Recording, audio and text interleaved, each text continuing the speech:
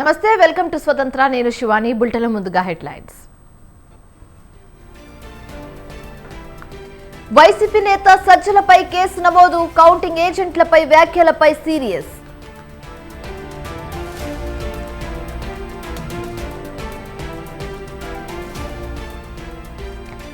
ఆవిర్భావ దశాబ్ది ఉత్సవాలకు బీఆర్ఎస్ అధినేత కేసీఆర్ కు ఆహ్వానం పత్రాన్ని అందించనున్న ప్రభుత్వ సలహాదారులు.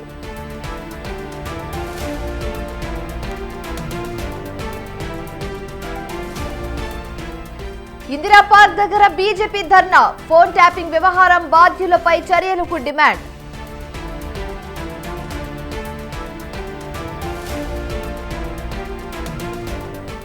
రేపు 7వ దశ ఎన్నికలకు ఏర్పాట్లు. 8 రాష్ట్రాల్లోని 57 స్థానాలకు పోలింగ్.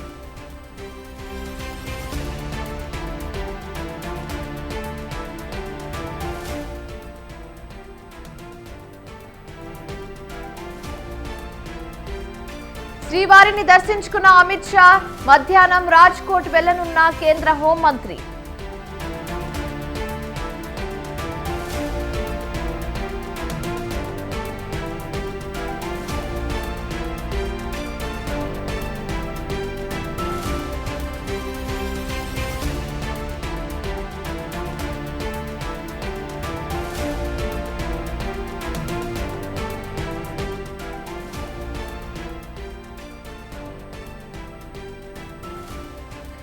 సిట్ కార్యాలయానికి రేవణ్ణ తరలింపు. అత్యాచారం కేసులో అరెస్టు.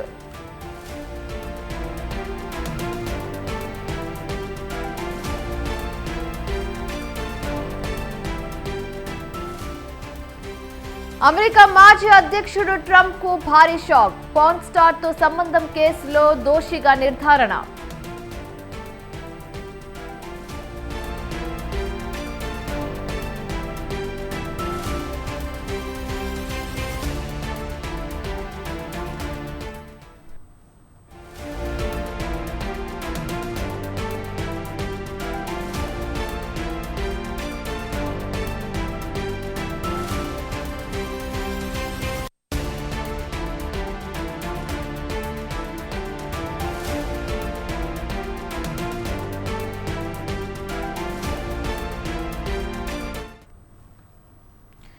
రాష్ట్ర ప్రభుత్వ ప్రధాన సలహాదారుడు సజ్జల రామకృష్ణారెడ్డిపై క్రిమినల్ కేసు నమోదైంది.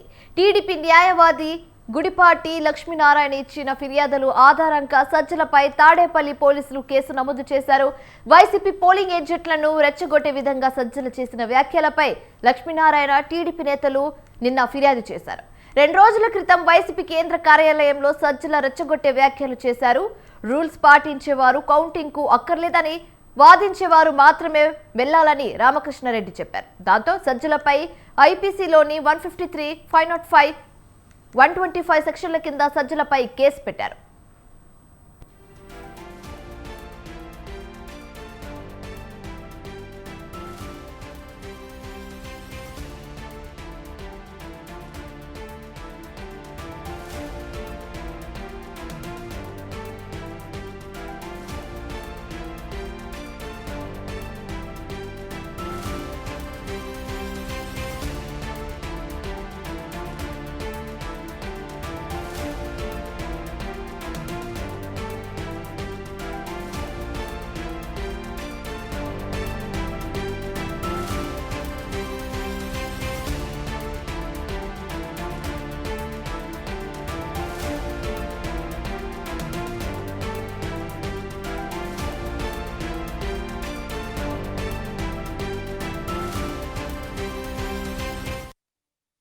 ఇక ఇదే అంశానికి సంబంధించి మరింత తాజా సమాచారం మా ప్రతినిధి రమేష్ ఫోన్ ద్వారా అందిస్తారు. రమేష్, చెప్పండి. శివాని, వైఎస్ఆర్ కాంగ్రెస్ పార్టీ రాష్ట్ర ప్రధాన కార్యదర్శి సజ్జల రామకృష్ణారెడ్డి పైన క్రిమినల్ కేసు నమోదైంది. తాటిపల్లి పోలీస్ స్టేషన్ లో ఈ కేసు నమోదైంది. ప్రధానంగా సజ్జల రామకృష్ణారెడ్డి కౌంటింగ్ రోజు ఏ విధంగా వ్యవహరించాలనే అంశానికి సంబంధించి YSR Congress party counting chief ఏజెంట్లతో సమావేశమయ్యారు. ఈ సమావేశం సందర్భంగా సజ్జల రామకృష్ణారెడ్డి రెచ్చగొట్టే వ్యాఖ్యలు చేశారంటూ తెలుగుదేశం పార్టీకి సంబంధించిన legal cell advocate Gudapati Lakshminarayana Tadepalli PS లో సజ్జల రామకృష్ణారెడ్డి పైన ఫిర్యాదు చేయడం జరిగింది. రూల్స్ పాటించేవారు కౌంటింగ్ కు అవసరం లేదని, వాదించేవారు మాత్రమే కౌంటింగ్ కు వెళ్లాలని సజ్జల రామకృష్ణారెడ్డి రెచ్చగొట్టే విధంగా వ్యాఖ్యలు చేశారంటూ తెలుగుదేశం పార్టీకి సంబంధించిన legal cell advocate Lakshminarayana Tadepalli PS లో ఫిర్యాదు చేశారు. ఈ ఫిర్యాదును స్వీకరించిన పోలీసులు సజ్జల రామకృష్ణారెడ్డి పైన పలు సెక్షన్ల కింద కేసులు నమోదు చేయడం జరిగింది. ఐపీసీలోని US 153, 502, అదేవిధంగా ఐపీసీ 125, RPA 1951 కింద కేసులు నమోదు చేసినటువంటి పరిస్థితి కూడా ఉంది. ఎన్నికల సమయంలో కావచ్చు, ఎన్నికల తర్వాత కూడా తెలుగుదేశం పార్టీ నేతలు ఒకవైపు రెచ్చగొట్టే వ్యాఖ్యలు ప్రయత్నాలు చేస్తూ ఉన్నారని వైసీపీ ఆరోపిస్తుంటే, మరోవైపు వైఎస్ఆర్ కాంగ్రెస్ పార్టీనే కౌంటింగ్ రోజు డిస్టర్బ్ చేసేందుకు కుట్రలు చేస్తూ ఉంది. అందులో భాగంగానే ఇలాంటి రెచ్చగొట్టే వ్యాఖ్యలు చేస్తున్నట్టు తెలుగుదేశం పార్టీ కూడా ఆరోపిస్తుంది. ఇప్పటికే పోలింగ్ పోస్టల్ బ్యాలెట్ కి సంబంధించినటువంటి ఓట్ల లెక్కింపు అంశానికి సంబంధించి వివాదం కొనసాగుతూ ఉండగా, తాజాగా ఈ అంశానికి సంబంధించి సజ్జల రామకృష్ణారెడ్డి పార్టీకి సంబంధించిన కౌంటింగ్ చీఫ్ ఏజెంట్లతో సమావేశమయ్యారు. కౌంటింగ్ రోజు చాలా అప్రమత్తంగా ఉండాలి, తెలుగుదేశం పార్టీ నేతలు అల్లర్లు చేసే అవకాశం ఉంది కాబట్టి ఈ విషయంలో ఖచ్చితంగా గట్టిగా ఉండాలని పార్టీ నేతలకు దిశానిర్దేశం చేయడం జరిగింది. అంతేకాకుండా ఏజెంట్లు ఎవరైతే ఉన్నారో వాళ్ళందరూ కూడా కౌంటింగ్ రోజు తగిన జాగ్రత్తలు తీసుకోవాల్సి ఉంటుంది. రూల్స్ ఏవైతే ఉన్నాయో ఆ రూల్స్ కు సంబంధించి గట్టిగా వాదించే వాళ్ళు కూడా కావాలి. ఆ తెలుగుదేశం పార్టీకి సంబంధించిన నేతలు రూల్స్ కు విరుద్ధంగా ఎవరైనా వ్యవహరిస్తే ఈ అంశాన్ని కౌంటింగ్ రోజు ఆ ఏజెంట్ల దృష్టికి తీసుకెళ్లాలి, ఆర్ఓ దృష్టికి తీసుకువెళ్లాలంటూ కూడా సజ్జల రామకృష్ణారెడ్డి పార్టీ శ్రేణులకు దిశానిర్దేశం చేశారు. ఈ అంశంపైనే ఆ వ్యాఖ్యలు రెచ్చగొట్టే విధంగా ఉన్నాయంటూ టీడీపీ ఆరోపణలు చేసింది. దానికి సంబంధించి కంప్లైంట్ కూడా చేసింది. ఈ కంప్లైంట్ ఆధారంగానే సజ్జల రామకృష్ణారెడ్డి పైన అయితే కేసు నమోదైంది. Shivani. Right, thanks for the updates Ramesh.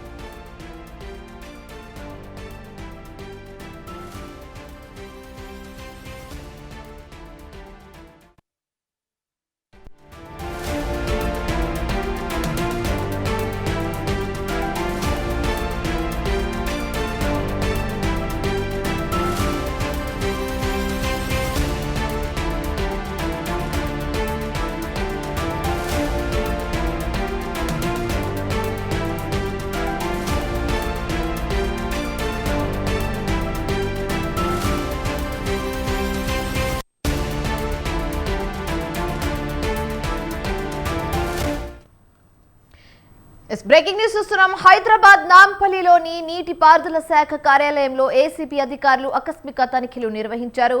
నీటిపారుదల శాఖకు చెందిన 4 అధికారులను ఏసీబీ అరెస్టు చేసింది. రంగారెడ్డి జిల్లా ఈఈ బన్సీలాల్, ఏఈలు కార్తీక్, నికేష్ రూపాయి లంచం తీసుకుంటుండగా అధికారులు రెడ్ హ్యాండెడ్ గా పట్టుకున్నారు. అదే సమయంలో లంచం డిమాండ్ కు సంబంధించి కీలక అధికారి పరారీ కావడంతో అర్ధరాత్రి వరకు హై డ్రామా కొనసాగింది. అతన్ని అదుపులోకి తీసుకునేందుకు ప్రయత్నించిన అధికారులు రాత్రి పొద్దుపోయే వరకు సోదాలు కొనసాగించారు.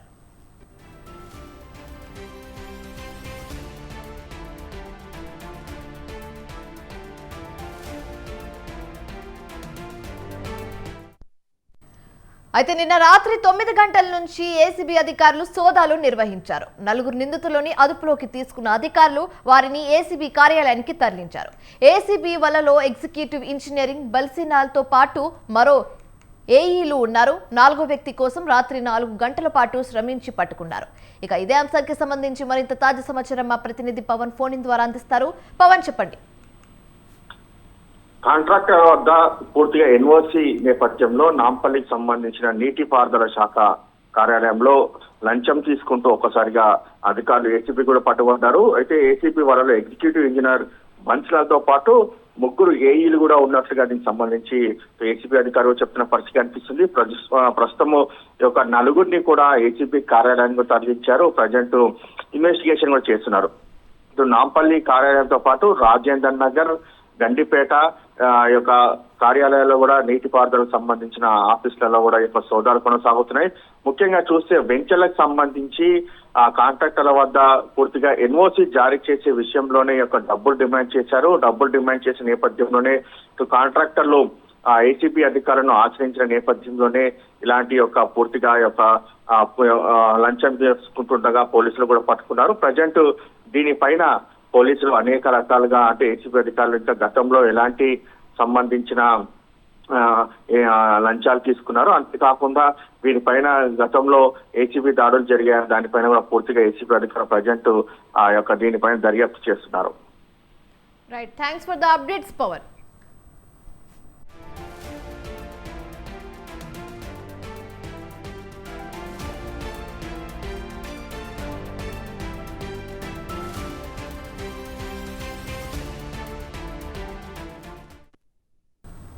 తాడిపత్రిలో గెలిచేదెవరు?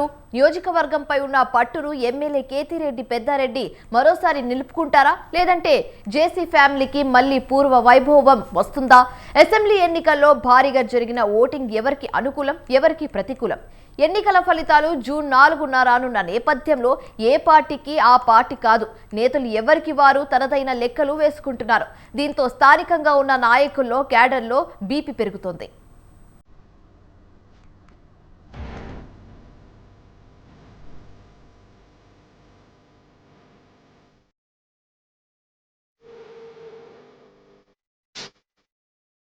డి అంటే డి, నువ్వా నేనా, ఇలాంటి పదాలన్నీ అక్కడ జరిగిన పోరు ముందు తక్కువే.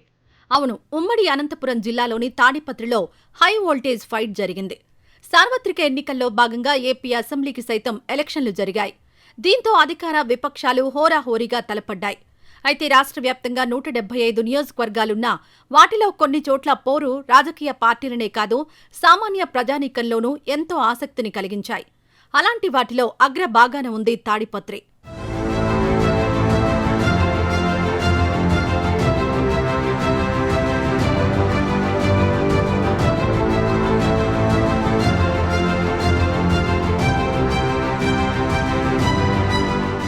మే 13న పోలింగ్ పూర్తి కావడంతో ఈవీఎంలలో అభ్యర్థుల జాతకాలు నిక్షిప్తమై ఉన్నాయి.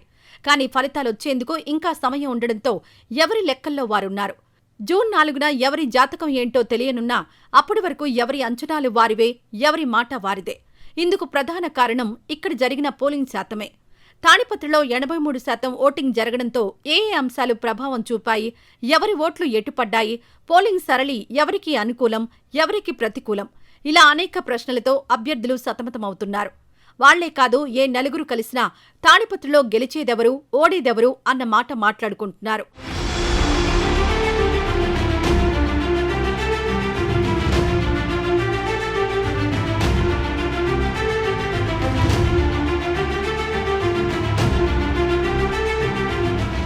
వాస్తవానికి తాడిపత్రి నియోజకవర్గంపై దశాబ్దాలుగా తన పట్టు కొనసాగిస్తోంది జేసీ ఫ్యామిలీ. ఇక్కడ పెద్దారెడ్డి కుటుంబానికి జేసీ ఫ్యామిలీకి మధ్య 30 ఏళ్లుగా ఫ్యాక్షన్ గొడవలున్నాయి. రాజకీయంగా ఇవి తారాస్థాయికి చేరుకున్నాయి. అయితే ఎన్నికలు జరిగిన ప్రతిసారి ఇక్కడ జేసీ కుటుంబానికే ప్రజలు పట్టం కట్టారు. దీంతో జేసీ దివాకర్ రెడ్డి 6 సార్లు ఎమ్మెల్యేగా, ఒకసారి ఎంపీగా గెలుపొందారు. కానీ రాష్ట్ర విభజన తర్వాత జరిగిన ఎన్నికల్లో దివాకర్ రెడ్డి సోదరుడు ప్రభాకర్ రెడ్డి 2014లో తాడిపత్రి నుంచి పోటీ చేసి విజయం సాధించారు. ఆ సమయంలో దివాకర్ రెడ్డి అనంతపురం ఎంపీగా గెలుపొందారు.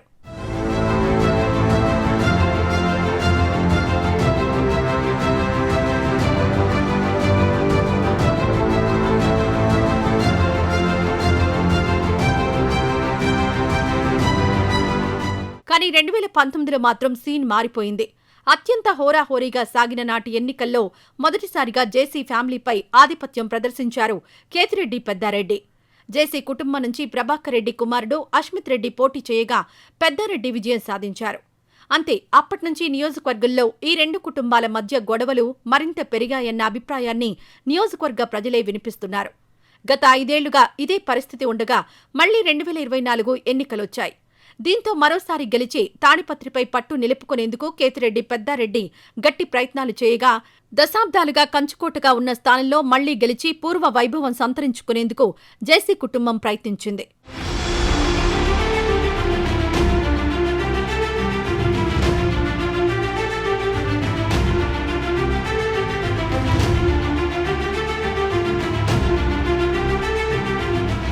ఎన్నికల కోడ్ వచ్చింది మొదలు ఇరువురు నేతలు, వారి కుటుంబాలు ప్రచారాన్ని హోరెత్తించారు. 2024 ఎన్నికల్లో ఎట్టి పరిస్థితుల్లోనూ పైచేయి సాధించేందుకు చేయాల్సినవన్నీ చేశారు. తన కుమారుడు అశ్మిత్ రెడ్డిని ఎమ్మెల్యేగా చేయాలన్న ఆకాంక్షతో జేసీ ప్రభాకర్ రెడ్డి తీవ్రంగా ప్రయత్నించారు. గతానికి భిన్నంగా గ్రామాల్లో ప్రజలతో మమేకమయ్యే ప్రయత్నం చేశారు.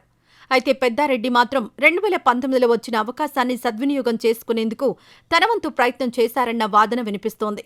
నాటి ఎన్నికల్లో గెలిచినా అప్పట్నుంచి ఇప్పటి వరకు ఎప్పటికప్పుడు ఎక్కడికక్కడ గ్రామాల్లో పర్యటిస్తూ ప్రజల కష్టసుఖాలు తెలుసుకునే ప్రయత్నం చేశారన్న అభిప్రాయం వ్యక్తమవుతోంది.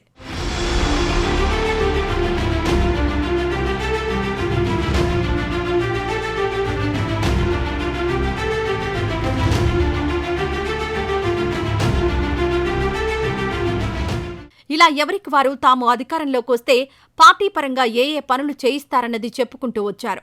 నియోజకవర్గాన్ని ఎలా అభివృద్ధి చేస్తామన్నది వివరించారు. అయితే పోలింగ్ సరళి చూస్తే 83% ఓటింగ్ నమోదైంది. దీంతో గ్రామాల వారీగా, బూతుల వారీగా ఎన్ని ఓట్లు పడ్డాయి, అవి ఎవరికి అనుకూలం, ఎవరికి ప్రతికూలం అనే కోణంలో విశ్లేషించే పనిలో గత కొద్ది రోజులుగా నేతలు, నాయకులు నిమగ్నమయ్యారు. తాడిపత్రి పట్టణంతో పాటు పెద్దవడుగూరు మండలంలో తమకు పెద్ద ఎత్తున అనుకూల ఓట్లు పడ్డాయని కూటమి నేతలు భావిస్తున్నారు. అయితే సిట్టింగ్ ఎమ్మెల్యే పెద్దారెడ్డి మాత్రం అక్కడా ఇక్కడా అనే తేడా లేకుండా ప్రతి చోట తమకు అనుకూలంగానే ప్రజలు తీర్పు ఇచ్చారని భావిస్తున్నారు.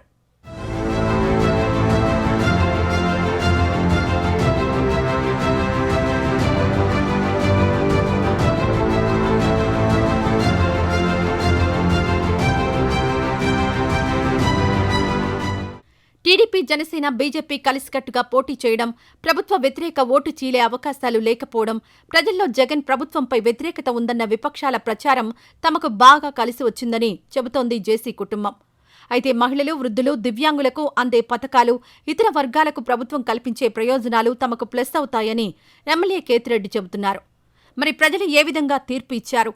మరోసారి వైసీపీకే పట్టం కట్టారా, లేదంటే కూటమికి అవకాశం కల్పించారా అన్నది తేలాలంటే జూన్ 4 వరకు వేచి చూడాల్సిందే.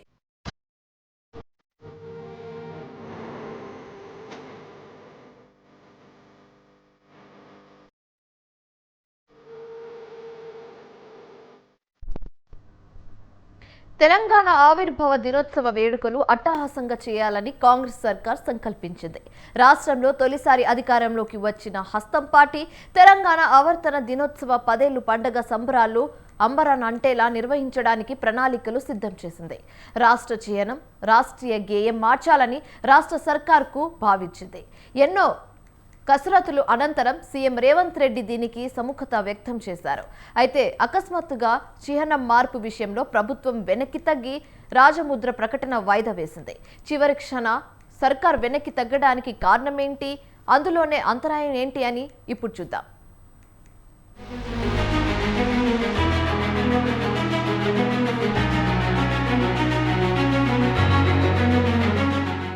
తెలంగాణ అవతరణ దినోత్సవ వేడుకల వేళ తన మార్కు చాటుకోవాలని సీఎం రేవంత్ రెడ్డి భావించారు. తెలంగాణ రాజముద్ర, తెలంగాణ తల్లి విగ్రహం, టీఎస్ ప్లేస్లో టీజీ విషయాల్లో రేవంత్ రెడ్డి తొలి నుంచి స్పష్టమైన అభిప్రాయంతో ఉన్నారు. రాష్ట్ర అవతరణ దినోత్సవ 10 ఏళ్ల పండుగ సంబరాల్లో ఇవన్నీ అమల్లోకి తీసుకురావాలని రాష్ట్ర సర్కార్ భావించింది. తొలిసారి కాంగ్రెస్ సర్కార్ హయాంలో నిర్వహిస్తున్న ఆవిర్భావ వేడుకలు కావడంతో అన్ని విషయాల్లో ప్రత్యేక జాగ్రత్తలు తీసుకుంది.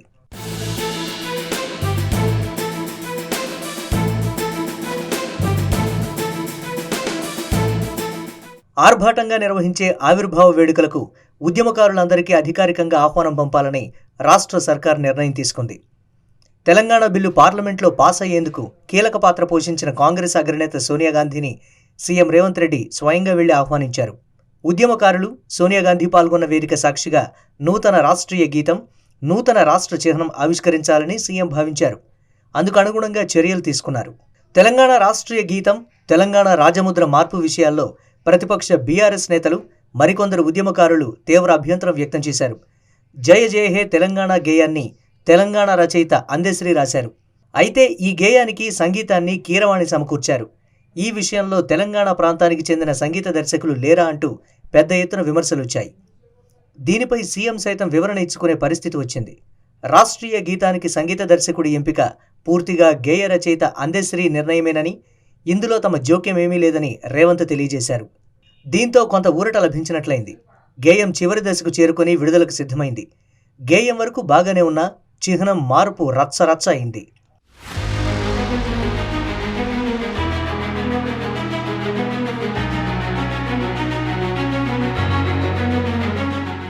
తెలంగాణ రాష్ట్ర చిహ్నంలో ప్రాంతీయ చిహ్నాలు తొలగించే కుట్రకు రేవంత్ సర్కార్ తలపడిందని బీఆర్ఎస్ నేతలు మండిపడ్డారు. వరంగల్ కాకతీయ కళాతోరణం, హైదరాబాద్ బ్రాండ్ అంబాసిడర్గా చరిత్రకు ఆనవాలుగా ఉన్న చార్మినార్ చిహ్నాలను తొలగించేందుకు హస్తం పార్టీ పెద్దలు సిద్ధమయ్యారని ఆగ్రహం చెందారు. రాచరికాన్ని ప్రతిబింబిస్తున్నాయని అర్థం లేని కారణాలు చూపుతూ ఈ దుశ్చర్యకు పాల్పడుతున్నారని కాంగ్రెస్ నేతలపై బీఆర్ఎస్ నాయకులు ఫైర్ అయ్యారు.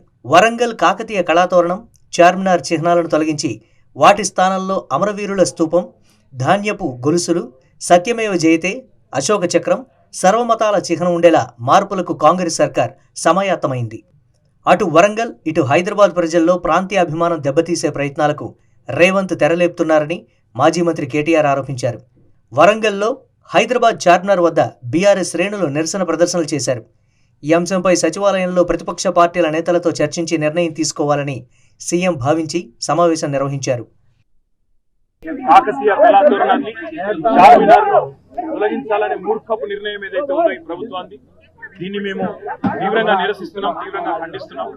చార్మినార్ ను తొలగించడం అంటే ప్రతి హైదరాబాద్ ని అవమానించడమే, అగౌరవపరిచినట్టే అవుతుంది. రాష్ట్ర ప్రభుత్వానికి మిమ్మల్ని ఎన్నుకున్నది ప్రజల బతుకులు మార్చమని, ప్రజలకు మేలు చేయమని, పథకాలు అమలు చేయమని, ఇచ్చిన వాగ్దానాలు నిలబెట్టుకోమని. అంతేగాని ఇవాళ చార్మినార్ ని తొలగిస్తా, కాకతీయ కళాతోరణాన్ని తొలగిస్తా అంటూ మూర్ఖపు నిర్ణయాలు ఏదైతే ముఖ్యమంత్రి రేవంత్ రెడ్డి చేస్తా ఉన్నారో వారికి మేము తెలంగాణ ప్రజల పక్షాన చేసే డిమాండ్, ఇలాంటి మూర్ఖపు నిర్ణయాలు విరమించుకోండి. తాము చేపట్టిన నిరసన ప్రదర్శనల వల్లే ప్రభుత్వం దిగివచ్చిందని బీఆర్ఎస్ నేతలు వ్యాఖ్యానిస్తున్నారు. అయితే వివాదం పెద్దది కాకుండా ఉండేందుకు సీఎం రేవంత్ రెడ్డి వ్యూహాత్మకంగా వ్యవహరించి వాయిదా నిర్ణయం తీసుకున్నారని గాంధీభవన్ వర్గాలు అంటున్నాయి. ఈ మార్పు చేర్పులకు కేంద్ర సర్కార్ గ్రీన్ సిగ్నల్ ఇవ్వాల్సి ఉందని, ఈ ప్రక్రియకు కనీసం 7 రోజులు పట్టే అవకాశం ఉందని, జూన్ 2 లోపున ఇది సాధ్యం కానందువల్లే ఈ నిర్ణయం తీసుకుని ఉండవచ్చని ప్రజలు వ్యాఖ్యానిస్తున్నారు.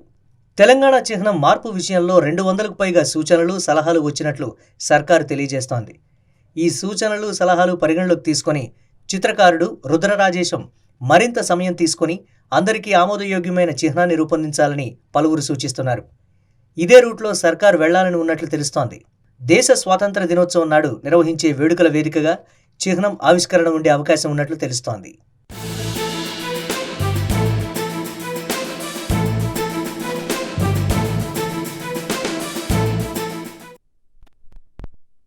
రంగారెడ్డి జిల్లా చేవేళ్లలో దారుణం చోటు చేసుకుంది. సుదర్శన్ అనే వ్యక్తి 9వ తరగతి విద్యార్థిని గర్భవతిని చేశాడు. అది తెలిసి అబోర్షన్ చేయించడంతో గాంధీ హాస్పిటల్లో విద్యార్థిని ప్రాణాపాయ స్థితిలో కొట్టుమిట్టాడుతుంది. విద్యార్థి తండ్రి ఫిర్యాదుతో పోలీసులు సుదర్శన్ పై పోక్సో యాక్ట్ కింద కేసు నమోదు చేశారు. సుదర్శన్ కు ఇప్పటికే పెళ్లై ఓ బాబు కూడా ఉన్నట్లు సమాచారం.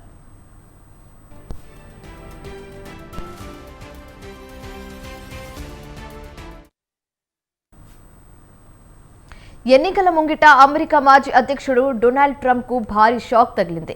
శృంగార తార స్మార్టీ డేనియల్తో అక్రమ సంబంధం కేసులో ట్రంప్ దోషిగా తేలారు.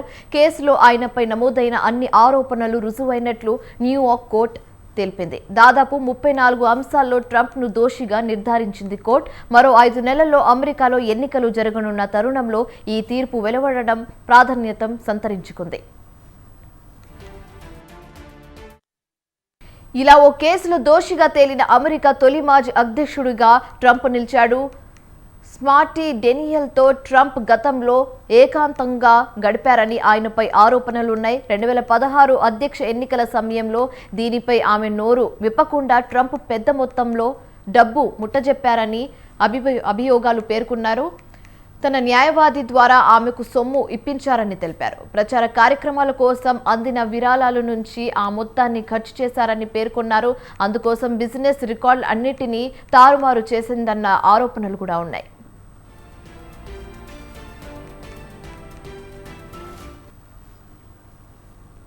దోషిగా తేలడంతో ట్రంప్ జైలుకు వెళ్లాల్సిందేనా అన్న ప్రశ్న అందరిలో తలెత్తుతుంది. దీనికి ఖచ్చితమైన సమాధానం చెప్పలేమని నిపుణులు అంటున్నారు. జూలై 11న ఆయనకు కోర్టు శిక్ష ఖరారు చేయనుంది. బిజినెస్ రికార్డులు తారుమారు చేసినందుకు న్యూయార్క్లో తక్కువ తీవ్రత ఉన్న నేరంగా పరిగణిస్తారు. గరిష్టంగా 4 ఏళ్ల వరకు జైలు శిక్ష ఉంటుంది. దీనిపై పూర్తి విచక్షణ అధికార న్యాయమూర్తిదే. ఖచ్చితంగా జైలు శిక్ష విధిస్తారని కూడా చెప్పలేమని అక్కడి న్యాయ నిపుణులు వెల్లడించారు.